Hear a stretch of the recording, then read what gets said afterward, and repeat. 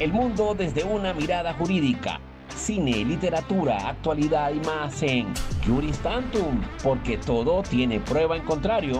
Con Carla Millones Y Luis Manuel Marcano por Radio UC. Buenos días, bienvenidos estimados alumnos, estimado público en general que siempre nos escuchan en nuestro programa y Juris Tantum, bienvenidos a esta nueva edición. Estamos aquí con todo el equipo, Juris Tantum, porque todo tiene prueba en contrario, con Carla Millones que me acompaña y quien les habla Luis Manuel Marcano. Juris Tantum sale al aire gracias a la Facultad de Derecho y Ciencias Sociales de la Universidad SEC y de la Dirección de Vinculación con el Medio, como un instrumento para promocionar la educación jurídica y los valores ciudadanos a través del estudio de casos y el análisis de la realidad contemporánea a partir de una mirada jurídica que también se puede expresar a través del cine, la literatura y la poesía. Hoy tenemos una mañana también muy especial, muy científica. Tenemos al doctor Vladen Yopo. Carla, bienvenido Vladen, bienvenida Carla. ¿Qué tal? Buenos días. Buen día, Vlad, muy buen día, Luis Manuel. Un gusto saludar a todas las personas que nos escuchan, que nos siguen. Hoy, por cierto, tenemos a un analista político e investigador muy destacado, el señor Vladen Yopo Herrera. Vladen es periodista de profesión, es doctor en ciencia política en la Universidad de Leiden, Holanda, magíster en estudios internacionales de la Universidad de Chile y es profesor e investigador del programa Política Global e Innovación de nuestra Universidad SEC. Vladen, ¿cómo está usted? Un gusto saludarlo. Sí, buenos días, muchas gracias. Bien, aquí estamos. Bienvenido, Vlad. Me siento honrado porque participo con Vlad en nuestro equipo de política global de la Universidad SEC, que además invitamos a todos los jóvenes a unirse a nuestra universidad, que es una experiencia de aprender avanzando. Vlad, en una pregunta que te hago al inicio, ¿por qué aprobar? ¿Por qué aprobar? Bueno, un tema muy largo para empezar. Para empezar, digamos, lo primero que hay que decir que este es un anhelo de una nueva constitución viene hace mucho tiempo, no es un anhelo de ahora, es un anhelo desde la constitución del 80, una constitución fraudulenta, ¿no es cierto?, que se aprobó durante la dictadura, sin registros electorales, ¿no es cierto?, con represión, con violación a los derechos humanos, y por lo tanto fue una constitución completamente fraudulenta. A esa constitución se le hicieron una serie de reformas que algunas, digamos, fueron democratizadoras, como el hecho de las de 2005, ¿no es cierto?, con la posibilidad de poder sacar a los comandantes en jefe del ejército, el fin de los senadores designados, pero la esencia de la constitución, tal como lo dijo el creador de la constitución, ideólogo del régimen militar, Jaime Guzmán, fue una constitución hecha con cerrojo, hecha con abrazaderas, cosa que no se pudiera cambiar, cosa que fuera muy difícil de cambiar.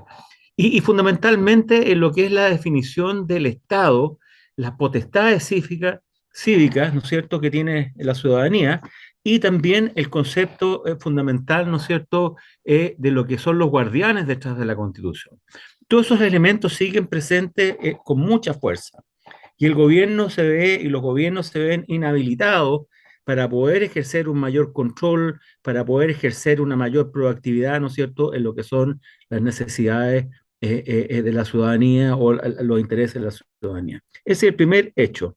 El segundo hecho, que esto llegó a un punto tal en octubre del 2019, a protestas que pusieron en jaque a la propia democracia y al propio Estado de Derecho, con las protestas, ¿no es cierto?, masivas, desideologizadas, digamos, en su esencia más política, podríamos llamarlo, sin conductores políticos, sino más bien era una efervescencia social masiva. Se notó en marchas a lo largo de todo Chile, incluso algunas arriba de los millones de personas, digamos, donde había un malestar ciudadano muy fuerte con la democracia en general y con las limitaciones que le impuso la Constitución y los acuerdos y los consensos que se forjaron durante la transición.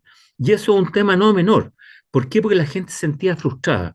Había un país que crecía enormemente, un país que se demostraba como modelo hacia afuera. Sin embargo, al interior tenía grandes deficiencias en salud, en educación, incluso en el trato a las personas, el abuso era un elemento cotidiano. No estoy hablando incluso de los robos de alguna forma legales que se hacían a través de leyes, digamos, como la ley de pesca, que hoy día se quiere, se va en el fondo desechar, digamos, el gobierno ha puesto suma urgencia en la ley de pesca.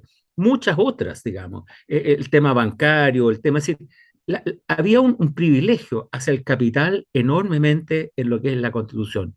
Y la gente de alguna forma generó un nivel de crisis institucional que obligó a los políticos, que de alguna forma, digo los políticos, somos todos políticos de acuerdo al término más socrático, pero en el fondo a los partidos políticos, a tener que negociar y apresurarse en un acuerdo de buscar una forma de salida a través de un nuevo, de un plebiscito, ¿no es cierto? Y la construcción de un nuevo acuerdo y consenso nacional llamado a la Constitución.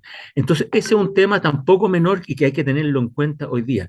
No es un tema que en el fondo digan, mire, hoy día pasamos por esto, hoy día podemos criticar y hacer y olvidarnos y hacer un maquillaje, hacer un gato pardismo, ¿no es cierto? Cambiar algo para no cambiar nada. Hoy la gente de alguna forma está más informada, es gente que está más participativa, está más dinámica, más proactiva. Entonces, por lo tanto, hay un escenario y un contexto que de alguna forma se ha representado y que un contexto que es bien determinante un poco para la forma de lo que uno vaya a hacer en el voto cuando vaya a las urnas. Después de esto, claramente le dijeron a los partidos políticos, no los queremos. No los queremos, la convención, no queremos que el Congreso fundamentalmente, que es un poco donde se hace la política más partidaria hoy día, los partidos políticos en su esencia han perdido su relación con la gente, más bien han hecho política fundamentalmente electoral, por un lado, han sido partidos que de alguna forma han concentrado su ejercicio político en el Congreso, específicamente, es decir, ya no los tenemos presentes en los centros de masa, en las poblaciones, sí, son partidos que más bien han concentrado el poder electoral, por un lado, en el Congreso, y por lo tanto les dijeron, miren, no los queremos mucho, no queremos que el Congreso, por lo tanto, queremos una convención 100% electa. Y eso también marca un hito en lo que es la historia nacional.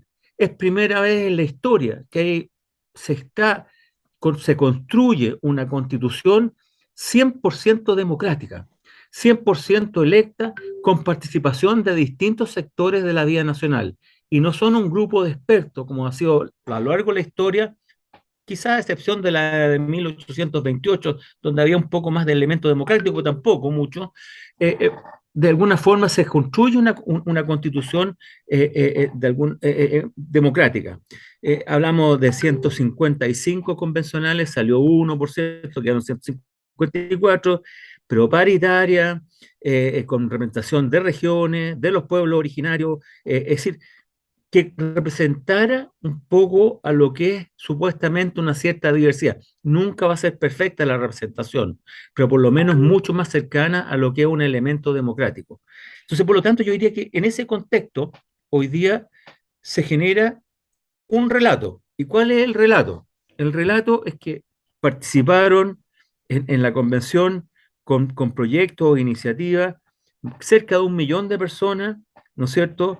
Respaldaron algunas de las 2.460 iniciativas, 78 propuestas fueron de esas, tuvieron más de 15.000 firmas de apoyo, es decir, hubo una construcción participativa, hubo una construcción que no fue en cuatro paredes y fue, por lo tanto, bien democrática en su forma de ser, incluso aquellos elementos más radicales, porque hablemos en el fondo, cuando uno tiene una convención de esta magnitud, con este nivel de representación, evidentemente hay ideas a veces muy sesgadas o muy absolutas, digamos, que de alguna forma quedaron completamente afuera. Y por lo tanto, el producto que sale es un producto consensuado, un producto que de alguna forma ha sido incluso valorado internacionalmente por grandes constitucionalistas, por economistas importantes a nivel mundial. Han sacado varias declaraciones de apoyo y que de alguna forma va representando y va colocando al país, va generando un marco normativo para el país, un marco general, ¿no es cierto?, que de alguna forma lo pone a nivel del siglo XXI. Yo creo que eso es el primer tema. El segundo tema, ¿no es cierto?, es que yo creo que es importante, es que por primera vez, ¿no es cierto?, se deja atrás ese Chile aristocrático, ese Chile que en alguna forma se genera una cierta concepción del Chile, ¿no es cierto?, de acuerdo a la visión de un sector, y por lo tanto se reconoce, ¿no es cierto?, al final de cuentas, hoy día una pluralidad del Chile. Es decir, el Chile está compuesto por pueblos originarios, por regiones, por mujeres, por diversidad sexual, por temas, digamos, por distintas gentes, y no solamente por aquellos que de alguna forma fueron privilegiados en un momento en lo que fueron las constituciones anteriores. Entonces, yo partiría diciendo que en ese sentido, primero se democratiza Chile, segundo, ¿no es cierto?, eh, en el propio, ¿no es cierto?, inciso 1, en el primer, ¿no es cierto?, se reconoce a Chile como un Estado democrático. Ese es el primer fundamento de la Constitución. Y plantea a Chile un Estado democrático, pero también a su vez dice que es un Estado social. Y eso es un tema no menor, donde se reconoce la plurinacionalidad, la interculturalidad, el elemento ecológico.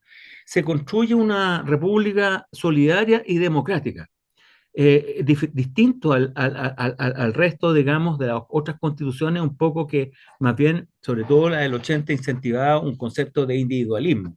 Aquí el Estado y la comunidad y la persona, en esa trilogía, en esa santa trinidad, por llamarlo de alguna forma, que se protege. Entonces, yo diría que esas son razones importantes. Sí, coloca a Chile en un nivel de estándares del siglo XXI, un estándar humanitario, un estándar donde el Estado tiene un deber importante de protección de derechos, tiene de alguna forma la capacidad de dirimir, ¿no es cierto?, y de distribuir el poder. Y por lo tanto, yo creo que en el sentido, la constitución de hoy es una constitución, ¿no es cierto?, que yo partiría en el sentido como general, que sus principios son principios que de alguna forma representan lo mejor de la democracia. Después de ahí, ¿no es cierto?, evidentemente, siempre esto tiene que desarrollarse en lo que son las leyes, ¿no es cierto?, y todavía faltaría, digamos, una etapa de discusión para poder anclarlo. Pero este es el marco, este es el paraguas sobre el cual se parte, ¿no es cierto?, para reorganizar o para organizar lo que va a ser el futuro de Chile y su sociedad. Vlade, de lo que usted ha comentado, quisiera preguntarle dos cosas. Lo primero que necesito preguntarle es, usted habla de algún maquillaje a la constitución política que nos rige actualmente, que no sería suficiente, cosa que estamos absolutamente de acuerdo, por lo menos por mi parte también. Pero yo quisiera preguntarle algo, ¿aprobar con título o sin título? Es que él se dirime, primero, aquí no hay con título ni sin título. Aquí hay dos opciones, se aprueba o se rechaza. El resto es completamente una especulación. Yo creo que, Entonces, yo, sí, yo creo que en el fondo es una especulación que se ha levantado, ¿no es cierto?, fundamentalmente a partir de la gente que rechaza, que quiere mantener un sistema que es un sistema desigual, un sistema donde de alguna forma Chile no ha tenido un desarrollo parejo. No hay otra opción. Después de ahí se abren evidentemente un abanico de cosas y se rechaza, digamos, hay un abanico de posibilidades, porque claro, se habla, ¿no es cierto?, para reformar. Pero ¿quién dice que van a reformar si durante 30 y tantos años no han querido nunca reformar? De verdad se han opuesto a reformar y cuando quieren reformar algo es porque al final no les conviene. Ejemplo, los senadores designados. Hasta que en el fondo pudo asumir Ricardo Lago y otros presidentes como senadores designados, ahí la derecha se abrió a reformar o sacar los senadores designados, pero no lo hizo antes. Entonces, yo quiero decir, hay que despejar eso. Aquí no hay varias opciones, no es rechazar para reformar o qué sé yo, no, no, o aprobar para reformar, no. Aquí se aprueba el texto constitucional o no se aprueba. Eso no implica, cuidado, que los textos aquí están escritos en piedra, aquí no son las piedras, ¿no es cierto?, que se baja del monte con las piedras, ¿no es cierto?, en el sentido más cristiano católico, sino son elementos hechos por el hombre y por lo tanto siempre son susceptibles de estar mejorando, de estar de alguna forma implementándose, de estar en una perspectiva de desarrollo, incluso cambiando algunas cosas. pero la disyuntiva básica, ¿no es cierto?, aquí es aprobar o rechazar. Dale, yo tengo una pregunta. Tú hablaste algo importante y es que, según tu opinión, en la Constitución que está vigente en este momento representa a un nivel, a cierta aristocracia, pues a un sector del país, ¿no? Y yo te quiero preguntar lo siguiente, que me lo han preguntado en este conjunto de eventos que hemos tenido, de entrevistas, con el tema de la Constitución Constitucional y el voto para la Constitución, para llevarle esto a nuestros estudiantes y al público general y que cada quien se forme su propia opinión. Yo te quiero hacer esta pregunta que me la han hecho a mí también. Si se aprueba en este momento con esta bipolaridad que hay, donde prácticamente el país está picado en dos, pues digamos que hay una diferencia apenas entre uno y el otro, ¿no? Si se aprueba de esa manera, no se estaría pasando el relevo a otra clase, es decir, que también seguiría el país dividido. Esa es una parte de la pregunta. Y no sería en todo caso mucho más adecuado para representar esa casa de todos, como dice el título de este libro, muy interesante sobre la nueva constitución, el proyecto de la nueva constitución. ¿No sería mucho más adecuado que se rechace para que se reforme y que represente la casa de todos? Estas son preguntas que me han hecho a mí y que bueno, yo te las refiero siendo tú una voz autorizada dentro de estas voces que hemos tenido en este conjunto de entrevistas para que me des tu opinión. Gracias. Sí. Mira, yo creo que en el fondo, yo no sé si está el ambiente polarizado, ¿ah? Yo creo que ciertos sectores políticos están polarizados. No sé si el ambiente general está polarizado. Yo creo que la gente está preocupado de otras cosas, digamos, en general. Esa es mi impresión. Se mete en las redes, evidentemente en algunas redes hay un cierto nivel no sé si violencia, pero por lo menos de cierto uso del lenguaje que a veces resulta un poco fuerte. Esa es la primera cosa que yo creo que hay que despejar, porque yo creo que aquí se ha tratado de crear una suerte de lo que llaman en psicología una profecía autocumplida, es decir, generar condiciones para que se produzca algo. Pero esas condiciones no son reales desde mi punto de vista. O sea, yo vuelvo a repetir, yo creo que aquí primero había una brutal campaña del rechazo a la convención desde el inicio. Había un trabajo súper serio, pero sin embargo hoy día la convención casi como que se le ha planteado como que si fuera una chacota. Y eso no es cierto. Hubo trabajo arduo, hubo trabajo de comisiones, con participación de expertos, se escuchó a mucha gente, por lo tanto, yo creo que ese es un elemento que hay que entrar a despejar al tiro. Segundo, estamos llenos de noticias falsas. Se ha llenado ni siquiera de una discusión profunda ideológica. Yo respeto las discusiones ideológicas profundas porque creo que estamos buscando respuestas en un momento que cambiaron las preguntas, digamos, como dirían alguien de la escuela de Frankfurt. Pero sin embargo, yo creo que en el fondo tienen que ser discusiones profundas y no noticias falsas. Mire, andan diciendo que en el fondo a la gente le van a expropiar la casa, lo que es mentira. Andan diciendo que no van a poder haber colegios subvencionados, que no son mentira. Es decir, una serie de mentiras. Por otro lado, los medios de comunicación han relevado encuestas, pero de muy dudosa calidad, digamos, y la dan todos los días, encuestas que le dan al rechazo un porcentaje importante, digamos, de apoyo, cosa que yo no voy a colocar en duda, ni voy a afirmar, ni voy a hacer, pero tampoco lo voy a afirmar. No sé, eso es imposible afirmar hoy día. Mira, una encuesta como CADEM, son 700 personas llamados telefónicos de los cuales le contesta un mínimo ni siquiera significativo. Incluso más, voy a decir algo más, que está publicado, por eso lo voy a decir. Muchas veces de esas propias encuestas, los encuestadores, de alguna forma, ellos han contestado las propias preguntas. Bueno, los medios de comunicación todas las semanas sacan la encuesta académica. Y la encuesta académica es muy mala para medir metodología, ni siquiera la sensación térmica que podríamos llamar. Por lo tanto, yo diría que se ha hecho una falsa realidad de que aquí hay un 50 y un 50%. Yo no sé cómo hacer la votación porque primero consideremos que vamos a tener voto obligatorio. Aquí, si hubiese un voto voluntario, podríamos tener, digamos, hacer ciertas proyecciones. Pero yo por lo menos ciertas proyecciones matemáticas que hace cierta gente o están parejos o ganan la prueba, desde mi punto de vista. Después de eso, si tú te das cuenta, los propios medios de comunicación, que de alguna forma están condicionados por la publicidad y por la propiedad de los medios, de alguna forma han incentivado mucho más lo que es el rechazo, dándole una sobrevaloración por el resto de las expresiones sociales. Y yo te diría, y tú lo mides, por ejemplo, muestran una bandera que pusieron, ¿no es cierto?, en Plaza Italia, enorme, que evidentemente es un acto, pero sin embargo no muestran el acto Puente Alto que tuvo más de 30.000 personas, o el acto Maipú, ¿no es cierto?, o el acto, y así, o las caravanas, ¿no es cierto?, que hubo en Antofagasta como en Valparaíso, ¿no es cierto?, que eran de miles de autos. Entonces, o los ciclistas, que de alguna forma eran varios miles de ciclistas por el apruebo. Esas cosas no se muestran. Entonces, aquí también los medios de comunicación han jugado un papel bastante nefasto.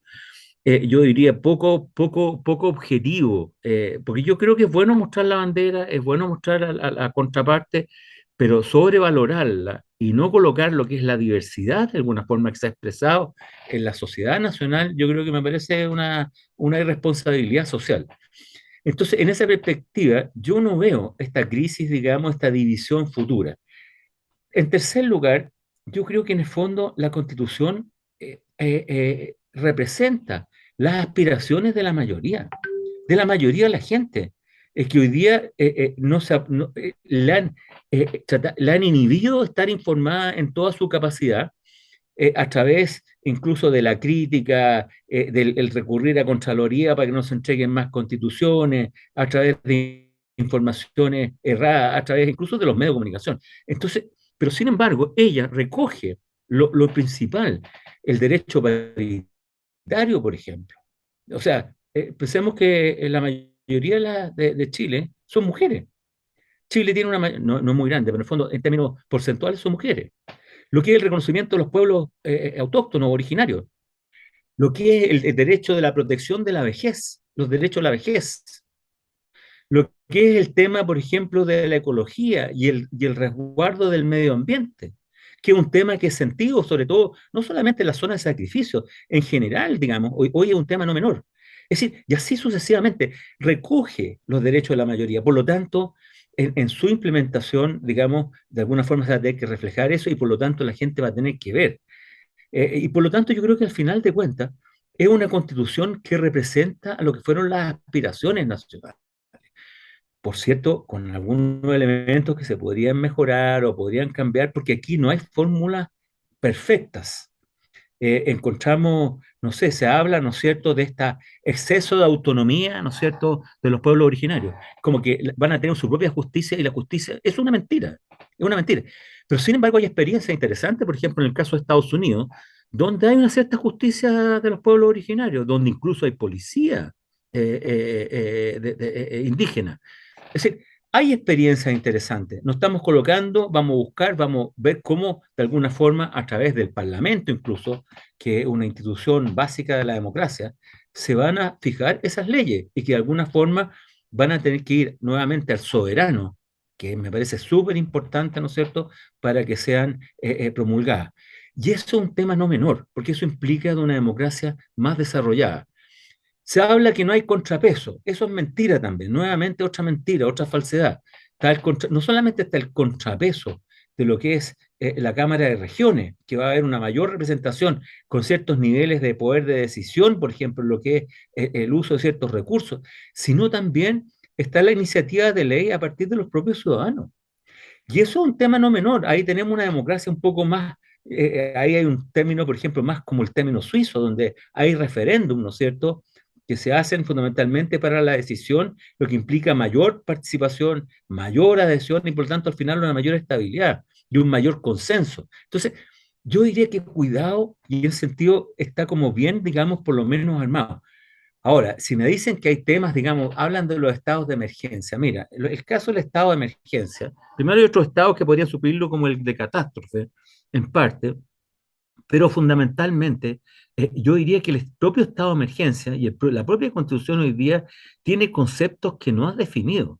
Por ejemplo, un concepto, el orden público. ¿Qué es el orden público? ¿Quién define el orden público? ¿Cómo tú consagras el orden público en relación a otros derechos? El derecho a manifestarse, el derecho a la expresión, el derecho, es decir, es, hay elementos no definidos. Entonces, yo diría que la constitución actual permite ir de alguna forma despejando lo que son ciertas dudas que nosotros consideramos que tenemos que tener un país ordenado, en paz, qué sé yo, pero de una forma determinada que de alguna forma también se empalme con los derechos de las personas. Entonces yo diría que es una constitución que de alguna forma representa un poco aquellos anhelos básicos que tiene la gente.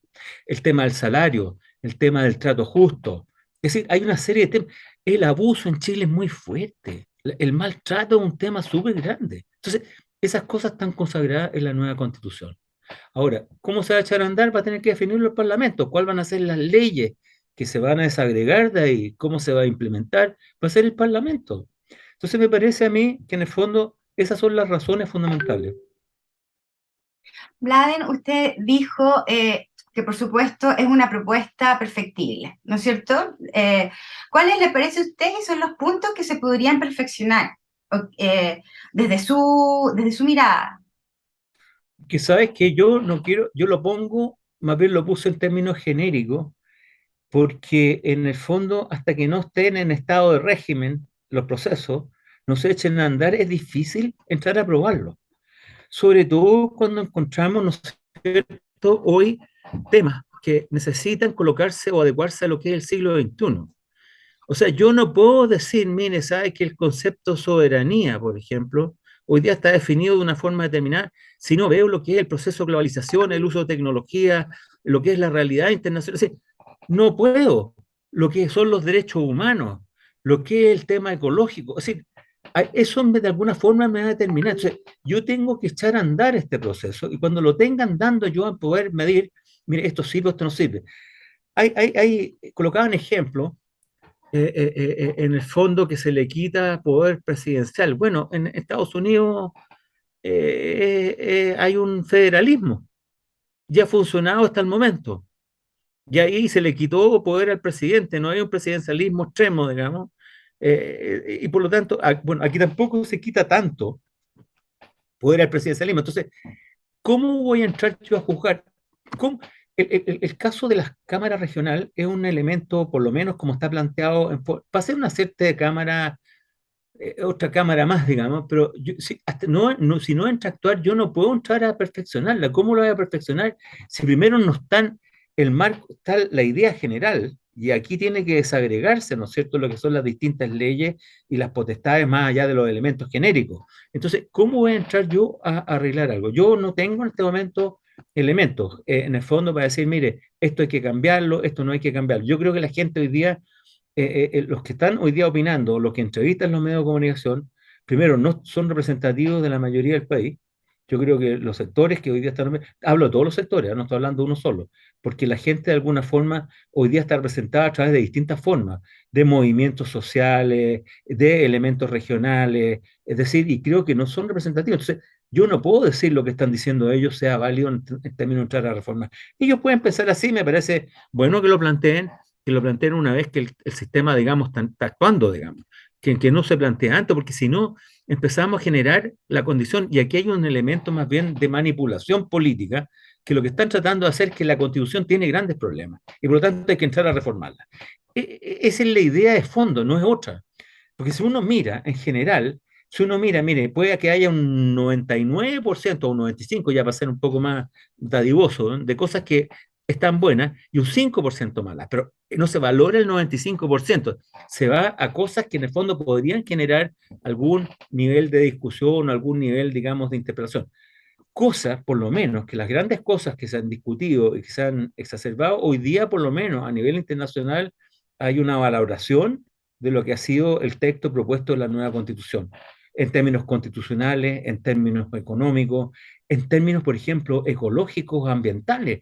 Ha habido declaraciones importantes, sectores del mundo ambientalista hoy día que la han apoyado, es decir, de distintos sectores. Entonces, a mí me parece absurdo que gente que en el fondo quiere tener un protagonismo en esto o recobrar cierto protagonismo, amplificado por medios de comunicación, en el fondo entre a decir, mire, que hay que reformarle todas estas cosas.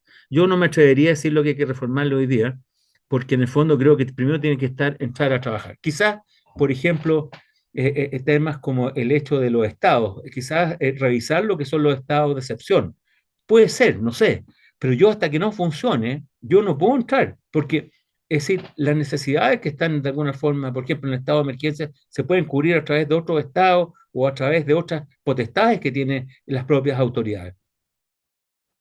Muchas gracias. Estamos llegando casi al final de este tan interesadísimo programa, interesante programa que bueno, creo que todo el público está bien interesado y bien animado. Tendríamos que hacer otro más antes de el 4 de septiembre, mi querido Vlad. Mira, una pregunta. Si esto fuese una película, una novela o una poesía, ¿qué te recuerda? ¿Qué película te recuerda? Vaya, difícil pregunta, porque es tan complejo el panorama, digamos, lo que estamos viviendo. Eh,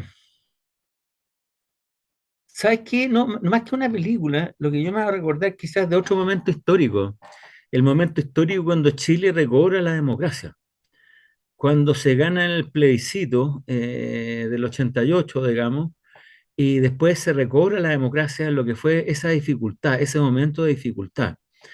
Porque yo diría que son momentos en la historia de los países que pasan por niveles de crisis aguda y que logran resolver sus problemas democráticamente, pacíficamente, adecuadamente. Y yo diría que Chile tiene hoy día esa capacidad de resolver sus grandes conflictos de alguna forma democráticamente.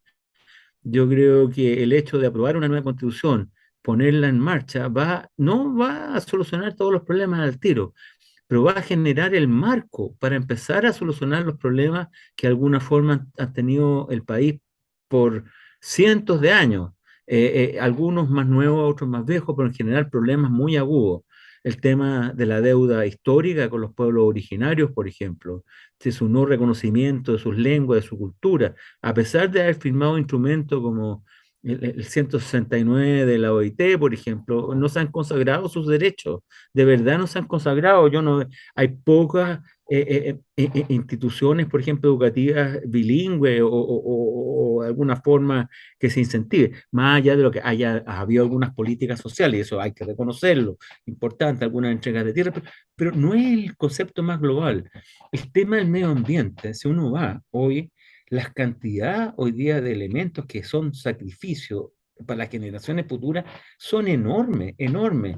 Piensa una sola cosa, hay más de 54 especies marinas de pesca que hoy día están amenazadas enormemente por una depredación de los mares enorme. Es una depredación, y no solamente de las pesqueras chilenas, sino también extranjeras. Es decir, hay flotas como la China, la flota azul, más de 400 barcos, pero no solamente chinos, noruegos, vietnamitas. Es decir, tenemos flota de 6.000 barcos que de repente depredan, y como hay un calentamiento global, las biomasas salen de las 200 millas, o a veces las flotas se meten dentro de las 200 millas de zona exclusiva económica. O sea, esos son de alguna forma recursos para el futuro, para los chilenos y para la humanidad. Cuando uno de alguna forma habla, ¿no es cierto?, de la decencia humana un poco y habla de los derechos humanos, de alguna forma no puede desligarse de lo que es el cuidado de la gente mayor, de lo que es la gente de la diversidad. Es decir, son cosas que de alguna forma van a estar ahí. Entonces, es como la épica que hubo en el 88, yo un poco la veo en esta épica de hoy día. Y así veo que de alguna forma la gente sin plata, porque en el fondo, si comparamos los gastos, digamos, del rechazo, que están financiados por muchos empresarios, por mucha gente que ha usufructuado enormemente del sistema, no digo que todos los empresarios sean malos, no estoy diciendo eso, sino que han usufructuado el sistema, un sistema que ha privilegiado el capital versus lo que es la movilización de la gente. Y ahí yo veo que de alguna forma veo esa épica, la épica del sí y el no, pero en el sí hoy día está el apruebo. Perdón, el no antiguo está el apruebo, es decir, el hecho de reivindicar lo que son la democracia y los derechos de las personas. Carla, ya estamos llegando casi al final. Recordamos al público que, bueno, nuestra función es educativa. Llevamos las opiniones de nuestros invitados para que cada quien se arme su propia opinión en este momento tan importante que vive la historia de Chile. Estamos llegando ya a los últimos minutos. Quiero agradecer a María José Vázquez, la directora de comunicación, y a Aldo Morales, por haber permitido que este programa llegue a todos ustedes. Invitamos a los jóvenes a que se aproximen a esta universidad en donde el centro de atención son ustedes, los muchachos, para que aprendan. Y también otros muchachos, también hay estudios en la noche, trabajo social, derecho y psicología. Así que bueno, los invitamos a todos a que conozcan esta magnífica y maravillosa experiencia de que significa avanzar estudiando en la Universidad SEC. 2 minutos para terminar.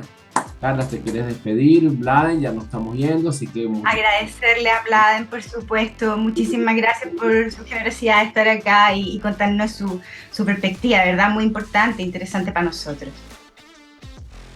Bueno, muchas gracias a ustedes. Chao, digamos, gracias. Chao. y nos estamos viendo, digamos. En el fondo, creo que el 4 hay que ir a votar. Creo que es un deber cívico importante. Creo que hay que manifestar la opción, cualquiera sea la que tengan, digamos. Yo tengo la mía, claramente por la prueba, por cierto. Pero en el fondo, vayan a votar, porque creo que en el fondo, un poco el país lo hacemos todo al final de cuentas. Gracias. Muchísimas gracias. Que estén muy bien.